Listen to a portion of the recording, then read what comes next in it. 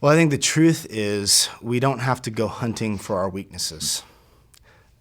Life has a way of presenting them to us regularly if we pay attention. And I think as a dad, myself, a parent, there are these daily moments where I'm aware of my weaknesses, that even though I'm a pastor, have 2 master's degrees in seminary and pursuing a PhD in systematic theology, my 6-year-old can ask me a question that strips me bare and brings this recognition that I don't really know the answer to that. And even these places that I find myself often feeling equipped and strong, weaknesses can be exposed. Moments when your children ask you the same question over and over again, and you've answered it several times, and now you find yourself just really annoyed and short of patience, and you recognize a weakness in your own heart.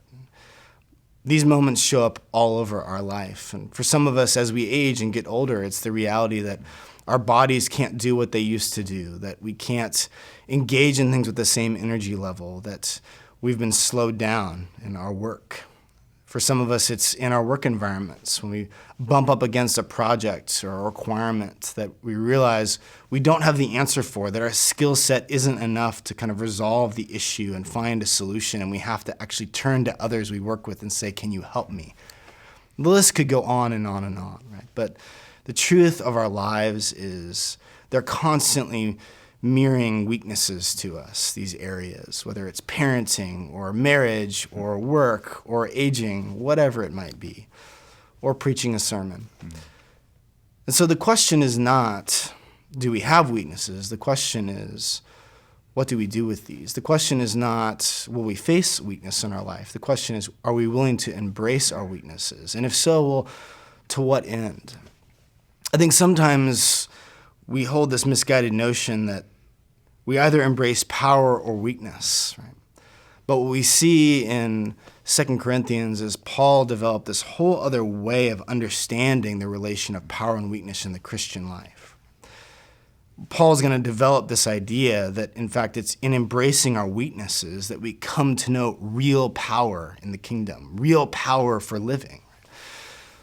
The words of Christ to Paul amidst his weakness in 2 Corinthians is, my grace is sufficient for you, for my power is made perfect in your weakness. Right? And so the question is, as we face weaknesses in our day-to-day lives, as weaknesses are mirrored to us through parenting or through work or whatever it might be, do we view these as occasions by which we can come to know what it means to rely upon God's strength? Do we view these as occasions by which we can come to know the grace of God in an ever deeper way in our life? Do we view these as occasions for deep and profound growth in communion with Christ? Or are we tempted to kind of avoid our weaknesses at all costs, hide and cover them as best we can by maybe highlighting other people's weaknesses, or protect ourselves from seeing them and others seeing them, but kind of pushing forward other strengths and abilities and gifts to kind of mask what's really there? Or do we view these as actually profound moments of genuine grace in our life, where we're given this opportunity to know what Christ had invited the Apostle Paul to know? My grace is sufficient for you. My power is made perfect right in this place. You can come to know what a truly powerful life is if you're willing to embrace your weakness and abide in me. Yeah, I think to Jamin's point, this is actually part of the good news that we tend not to think is good, actually. Mm-hmm. It's good news that God's power is known in our weakness. I have many more weaknesses than I have strengths. If it was, look, God's power is known in strength, that's bad news for most of us. Right? This is good news. The problem is we don't think that way culturally, right? We presume that, no, it's my strength. That's where I need to devote my life. And I think, building on everything Jamin just said, one of the hardest things that most of us have to bear in our marriages, in our vocations maybe particularly, I would say even more in church ministry, if you believe you're called in an area where you have a lot of natural strength, that is a very difficult place to be. Moses didn't really consider himself a very good speaker, and God's like, you're going to be my mouthpiece. Right? That's actually a great place to be if you need to know I need to embrace weakness, because all you're confronted with constantly is weakness. But if you're called in a place where, I'm a savvy rhetorician, and now I'm going to be a pastor, you will be constantly tempted to wield your strength, to wield yourself for the sake of the kingdom in a way that ultimately warps it. And that is one of the most disconcerting realities, I think, particularly in ministry, that we can be confronted with. In truth, we all have weaknesses. Culturally, we think we're supposed to reject them. We need to attend, and if we have an area of strength, your weakness is directly tied to that reality. My weakness may be that I want to rely on my power, that I want to rely on my savvy, that I want to rely on all my abilities, that I want to rely on all sorts of technologies, that if I could wield these, then I can achieve real things. In God's kingdom, weakness is the way, not because the goal is weakness. The goal is power, right?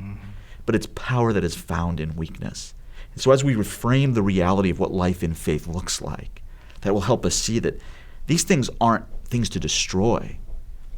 And this is why Paul, right after 2 Corinthians 12:9, when he's told by the risen Lord that power is found in weakness, so therefore I will boast in my weaknesses, so that when I'm insulted, when I undergo calamities and hardships and even persecutions, I can embrace them as in a sense gifts, because when I'm weak, then I am strong. I can't pray that quite yet with Paul.